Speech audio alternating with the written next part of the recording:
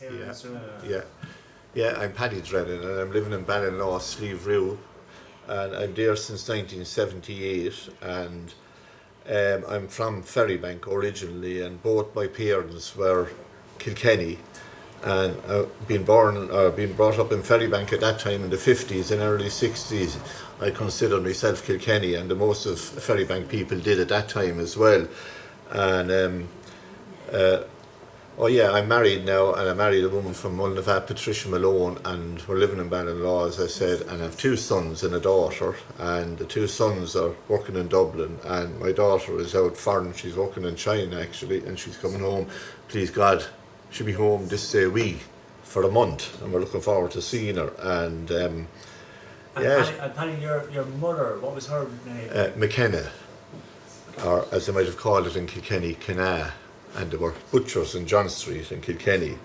And my father was from Paulstown, and I still have relations out there. And he left Paulstown probably in he was born in 1908, probably the early 30s, and came down to work in Clover Meats. And for a while he used to stay in what is now the Athenaeum Hotel. It was a hostel belonging to Clover Meats, and he stayed there, and then he stayed in digs in the Glen in Waterford, and stayed in a couple of different places, and then he got married and settled down in Ferrybank, and have four sisters. And the funny thing about the four sisters are some of them consider themselves Kilkenny and others consider themselves Waterford, which is kind of typical of Ferrybank. Yeah. And there is a big strong link here with hobbies, isn't there? Oh, there is, yeah, there is.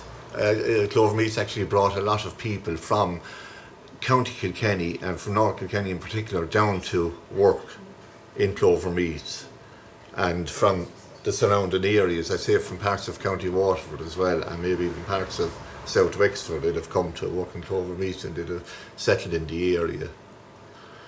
Like there was Billy Ryan, he came from Ballycallan, and there was Billy Carney, he was from County Kilkenny, and there was Paddy Heffernan, he was a Glenmore man, he worked in Clover Meats, and so did some of his brothers. And there were two brothers, the Daltons, Mick and Pierce Dalton. They came from County Kilkenny up around Three Castles, and they all settled in Ferrybank, and their families, some of their families are still there.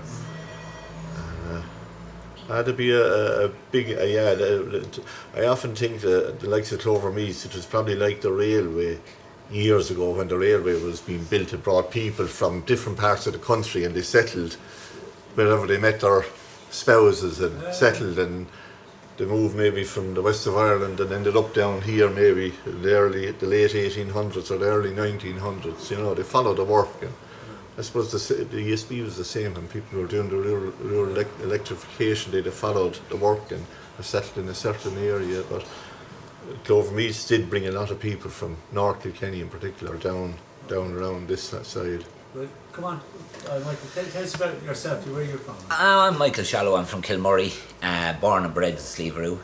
Mother is from a native of here, and father is from the County Wexford. Mother worked in Clover Meats. Would have worked with Paddy's father, you know, that time. So yeah. And what was her maiden name? O'Hagan. It's actually a Northern Ireland name. It is, yeah. It's very popular up around the north, but not so. Was her dad from the north? No, funnily enough, not. No, they were from around the Tullaher side, but probably the family originated in the north, you know.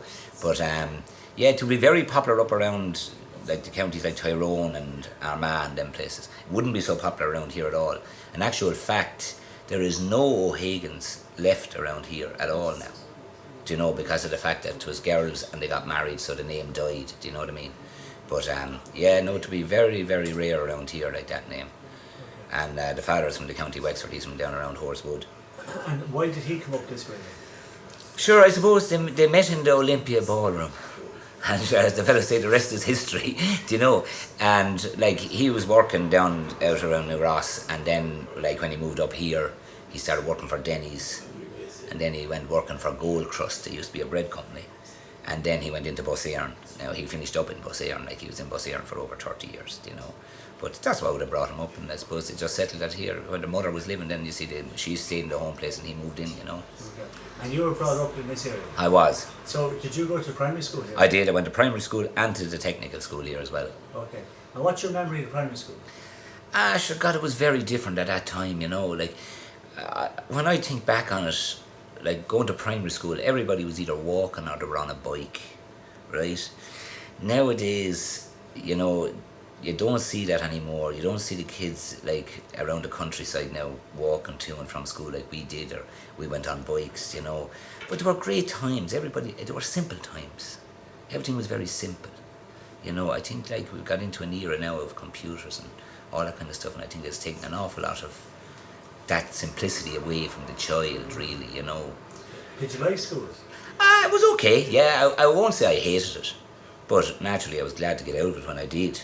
But, you know, in fairness, Would that be both the primary and the tech? Or yeah, I suppose, sure, like, you know, the longer you go at a thing, I suppose, the more you come to hate it, maybe. Do you know what I mean? Like, you know, so the primary school was grand and simple. I suppose the technical school then kind of gets more serious because it's exams and, do you know, that kind of stuff, like, you know. But I won't say I didn't like it. I went through with it, and, I mean, it worked out okay for me in the end, like, you know. And when you were a child out this way, I mean, what kind of things would you do as regards? Where would you go if you had spare time as kids? Where would you go? Well, sure, like, everybody was involved in the hurling club. You know, that was the main club. But there was other clubs as well. I mean, I would have done athletics here. I was part of the badminton club here for a while. You know, they had different clubs here, and all the youngsters were kind of involved in something or another. You know, the majority though would have played hurling, like the majority of the boys anyway. You know, but yeah, I done athletics for a while, and I also done a bit of boxing in Ferrybank for a while. I was in the boxing club in Ferrybank, and I'd done a bit of badminton. Now, not a lot. It was a kind of a bit of a bore now game. Now, to tell you the truth, really, you know. And Paddy, what would you when you were a child? What kind of things did you get up to? Well, it was more or less the same as Michael there. It was the GEA in particular, whether you're hurling on the street or in the local hurling field. And there's one funny memory I have of it when we were hurling in Ferrybank there, down at the back of what is now the community centre. There was a bit of a pitch there, a shortish pitch that we used to hurl on in the summer evenings. And so I suppose there could be 40 or 50 hurling. And there was a man down there, he's still alive, Harry Power. Harry used to sit up on the wall, the high wall, and he used to do a commentary. And the fellas would hear their name mentioned and the bristles would rise on the back of their neck because they think they were up in Croke Park playing a hurling match. And they go through hell's fire to get a score. That, and another thing we used to do a lot of down there is fishing. And we used to fish a lot in the river, and in smaller rivers around, fishing the main river for bass or eels, and the other smaller rivers then for trout or that. And there was a good few fellas involved in the boat club, which I would have been involved in for a short while myself. It's the rowing club? Yeah, okay. Yeah, the rowing club. It was, yeah. And the we used to actually bring fellas over and back across the river in what they call the ferry. You rowed over, there'd be a fella standing over at where the Tower Hotel is now, and he'd shout over, "Ferry!" and somebody would row over and collect him and bring him back. And that was a few bob for it? No, he'd be a member of the club. Oh, okay. He'd want to be collected. Okay. Oh, And it saved him either cycling, as he probably most of them would have been doing, or another lad would have been driving, but and if you were walking, it saved you to walk up the quay, across the bridge, up Ferrybank and down to the boat club. It's funny how dead the river is now. It is, yeah. No, and all the pleasure craft are all tied up there. And there was an incident, I often think of it as well, I thought it was very funny. They used to hold the regattas every year, and a lot of the fellas, there was always a race for punts. The boats that, it wasn't a racing boat, it was just an ordinary punt, and you'd have two fellas rowing it. But a lot of fellas entered this race, and there were two elderly men. They used to be working on the dredger, the Port Lariga. It was a steamboat for dredging the river. And I remember the two of them that day, they decided they'd go in the race, and there might have been 8 or 9 boats in the race, but most of the fellas were togged out in signets and shorts and probably sweatbands at the time.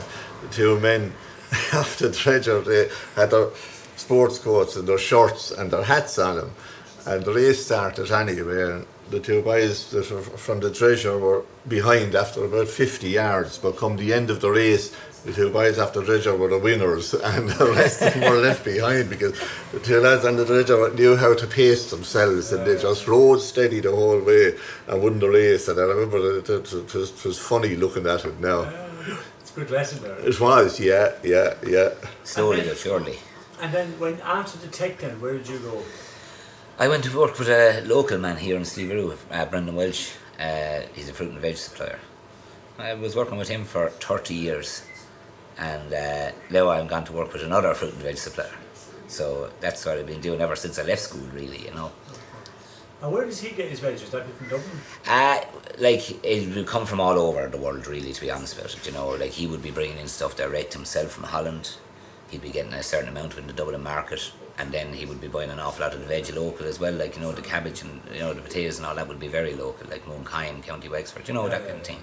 But all the fruit would, generally speaking, be coming in from out foreign. Very little fruit is grown in Ireland, fruit now. Very little. And his brother then is a journalist, isn't it? That's correct, yeah, David, yeah. Did he start in the business as well? Or? He used to work with him in the early days, seemingly. Now, I don't remember that. He was gone when I started there, but Brendan is going a long time, you know. Brendan would have been there in existence a long time before I went with him now, you know. But, David did work with him in the earlier days, all right. But he moved on from that. You know? He's gone to higher things. Bigger and better things, yeah.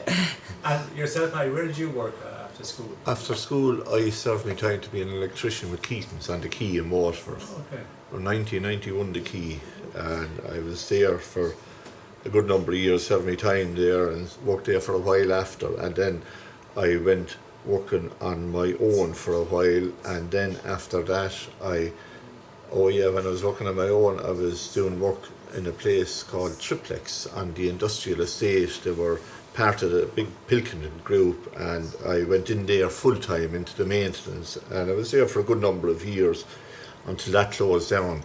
And Triplex, they used to actually make laminated windscreens for cars, and that closed down, and luckily enough I got a job across the road from that with a German company. It was called Kronberg and Schubert, and I was there in that place until that closed down probably 10 years ago, and since then I've been working in a small bit on my own, and I'm kind of retired at this stage now.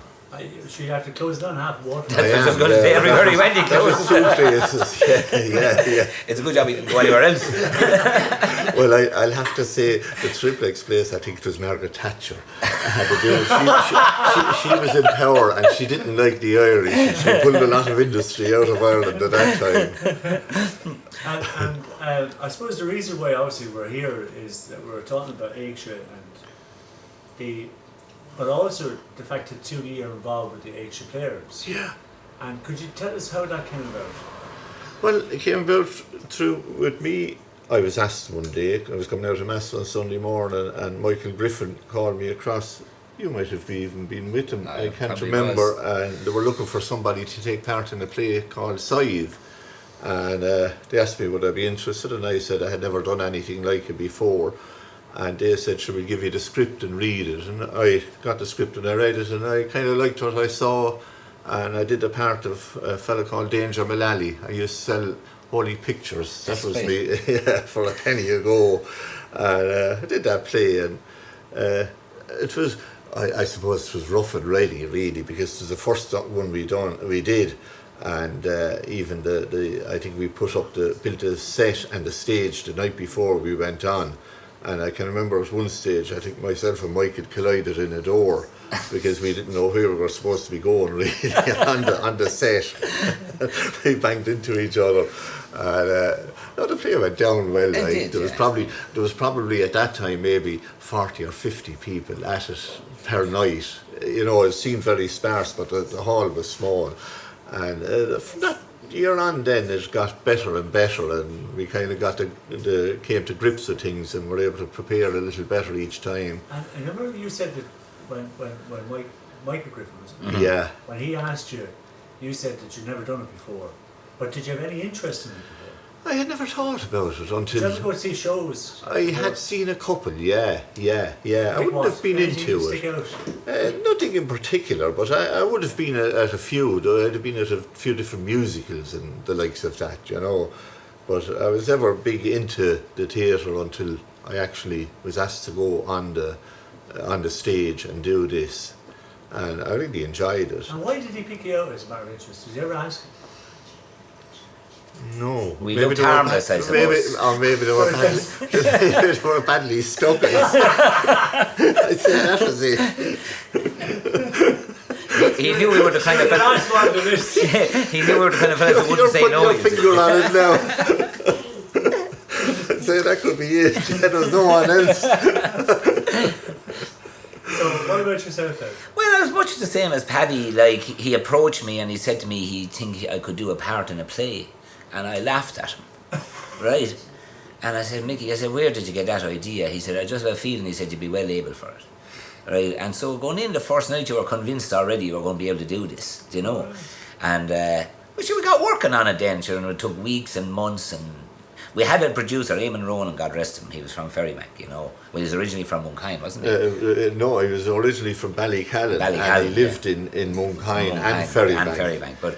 And he was actually involved with the Moondarry players now. So he kind of came with a kind of a nice touch of experience, because they would have done the circuit for the drama festivals, like they, you know. So he would have had a certain amount.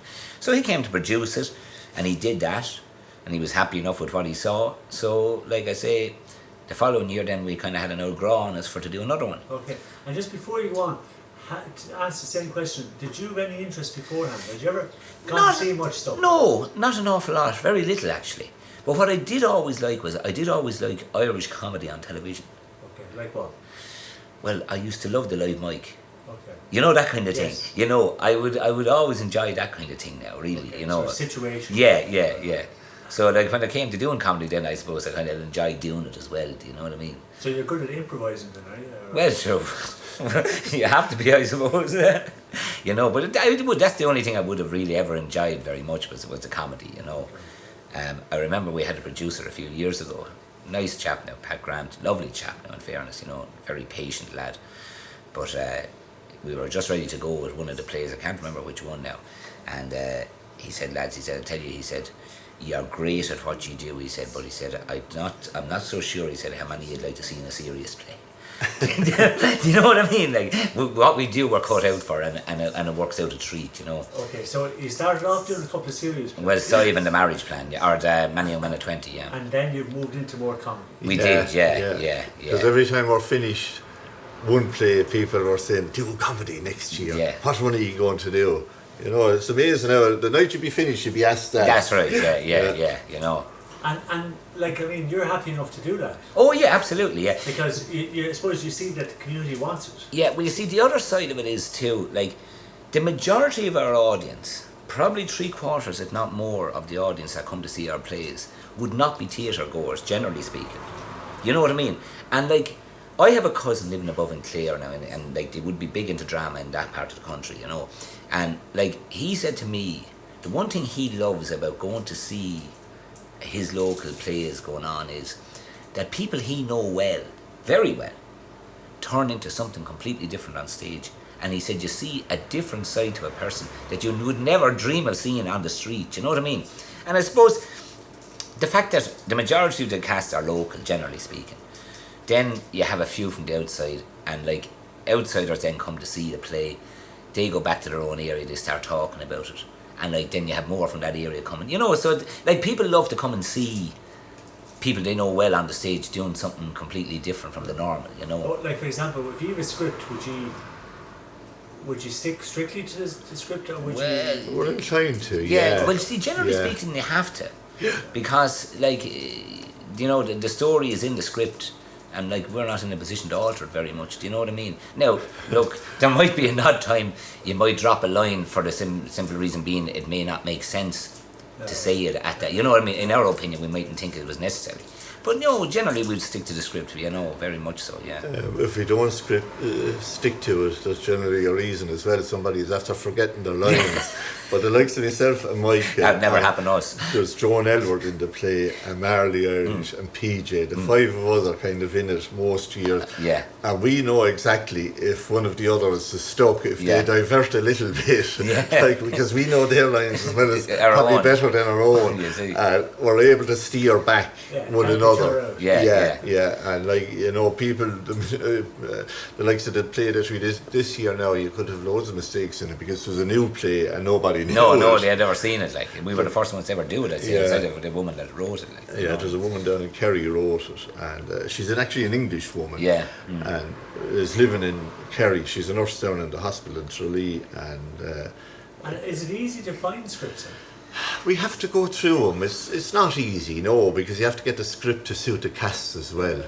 And sometimes you might have a play with a cast of 6 or 7, and then the next year you might have a play with a cast of there were 13 in the last one that we did. So unless we do something similar next year, we might be doing one with a cast of 7. 6 of this year crowd are going to be out of it, you know, which is a pity to lose it, but you can't have the same people in it. The other thing too about when you're picking a play, you have to try and pick a play that you think will suit your audience.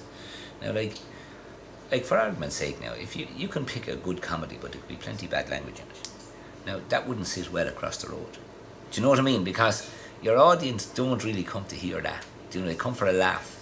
It's okay to do that in the Watergate in Kilkenny or in the Gate or the Theatre Isle in Waterford. Do you know what I mean? You'll get away with it in there, but when you're dealing with kind of your own area and your own crowd and that, you do kind of need to kind of be careful with the play you select, you know.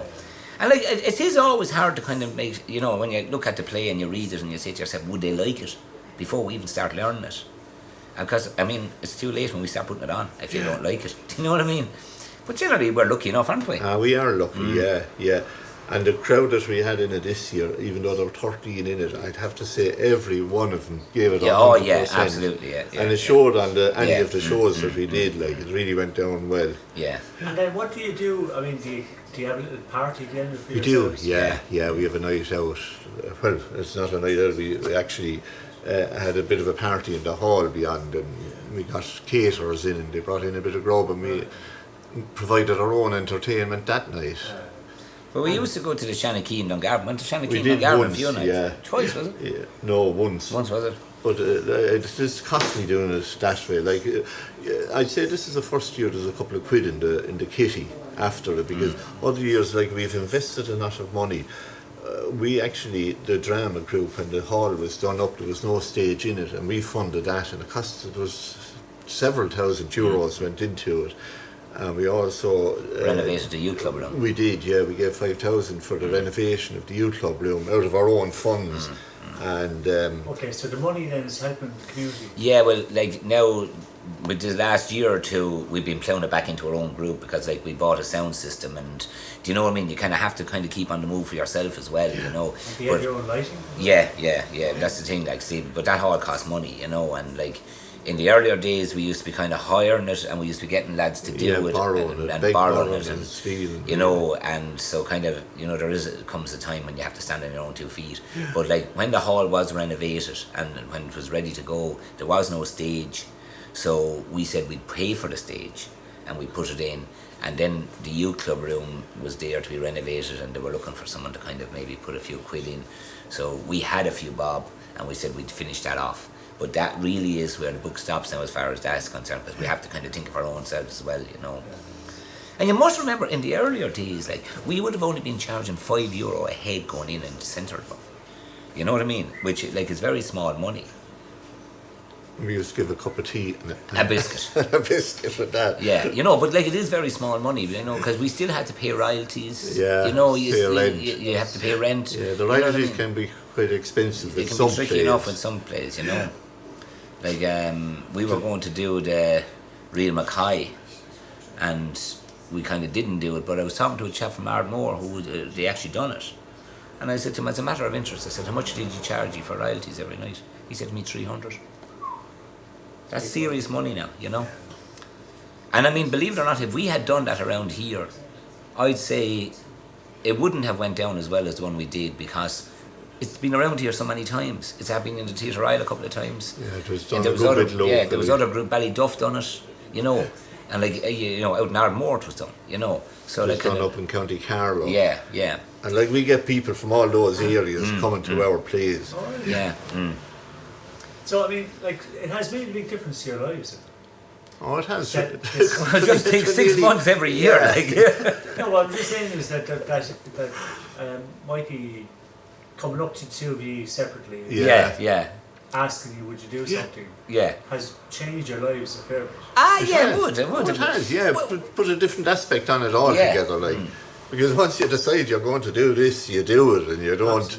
You don't balk at the last minute or like, decide you're going on holidays a week before. I suppose, like, when Mikey looks at it now, like, he probably never would have dreamt back in 2003 that this thing would keep going, you know.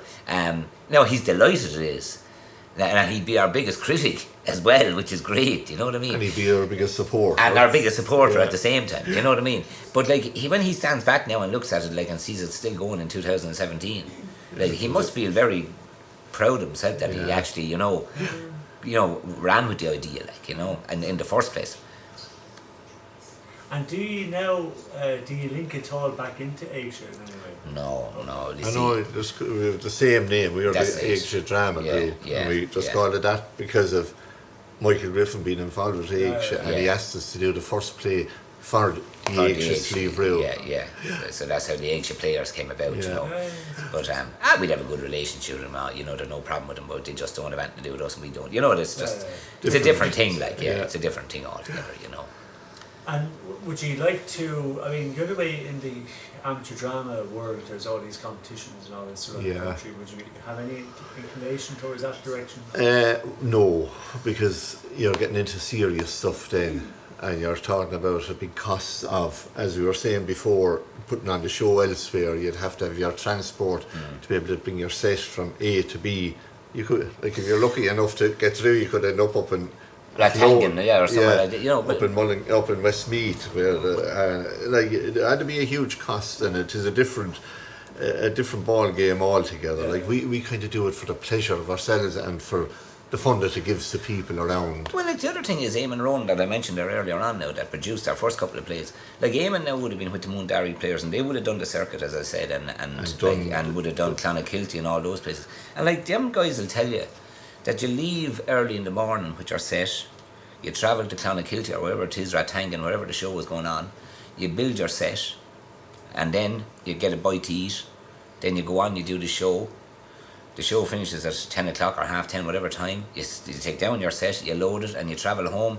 Like, there's a day's work after being missed the first day, and probably the second day is gone as well, because you're not getting home at maybe 4 o'clock in the morning or 4:30, you know. It is a big commitment now, in fairness, you know. It's a huge commitment, yeah. It's a huge commitment, like I said to you, when we done Garter Lane once, and we found, you know, even the time constraint on us to get in, get it built, and get it out, and you know, that's the way it is in these places. And you must remember that with the drama festivals, you see, your group is on tonight, we're on tomorrow night. Do you know what I mean? So you must be cleared and gone, you know what I mean? So there's no community aspect to it? Not really, because it's a different group from somewhere else every night. Yeah, it is competition, yeah. Okay, and what else? Did you discover any other hidden talents among the group that you didn't realise before? Like, people that are good at doing things that didn't know? Well, one thing, that a lot of people that are in the group had never done any acting before, and once they did it once, they really enjoyed it, you know. But we didn't get anybody that ended up in Hollywood or in... Well, not yet, but I mean, you know, there's always time, you know. No, but I'm thinking, like, did you discover anyone that had any good on lights? Well, I'll give you an example now. We did have a chap a number of years ago. He'd done a couple of plays with us, and he was a very quiet chap, very shy, you know. And I was delivering to the hospital outside one morning, and the shop in the hospital, and his mother just happened to be in the shop, and she came over to me and she says to me, "What have you done to Jamie?" Right? I said, "I don't think we've done anything to him." "Why is that?" She said, "Jamie," she said, "was so shy and so quiet." She said, "Now," she said, "he's even gone up and reading at Mass." Do you know what I mean? It's like we brought him right out of himself. And if you remember, Paddy, do you remember that play that we done with him? He had to come out and sing on the stage. I do, remember that? yeah. And like every night in rehearsals, he couldn't bring himself to doing it. And the very night of the show, he went out and sang on the front of the stage like as if he was doing it for the last 3 months. Do you know? And that was great to see now. Do you know, that was bringing someone really out of themselves. You know what I mean? And like he discovered a whole new scene for himself. You know, he never thought he would do something like that. You know, but 'tis amazing that kind of thing now when you see that. You know, there was another person, like a few people that have been in the plays have died. There was a girl with us from the start, Nicola Connon, and Nicola was in the first play with us, and poor Nicola was coming down. One night we were putting on a play and Nicola came in at the last minute, and it turned out that she had been up in Dublin. She was nearly late. She was up in Dublin, came down on the train, barely got into the hall in Slieverue, and we put on the show, and it turned out that she had been up in the Mater Hospital and had been diagnosed as being in urgent need of heart surgery, and never said anything to anyone. And so she died a couple of days later. We put the last night of the show, she got this word that she needed a surgery, never said anything, and we did a show that night, the following night, and then finished on the Saturday night. And after the Saturday night we had a bit of a party over in the hall, and we were having the cup of tea and a bit of a sing-song and one thing and another, and we all went home. I suppose it was 2 o'clock in the morning, and poor Nicola collapsed and died at home that Sunday morning. And a funny thing about that Sunday, Nicola, now, you see, we take down the set, but normally we would never ask the women to come in and really help us take down the set or build the set, because it's 8x4 sheets, you know what I mean? So Nicola would always come over.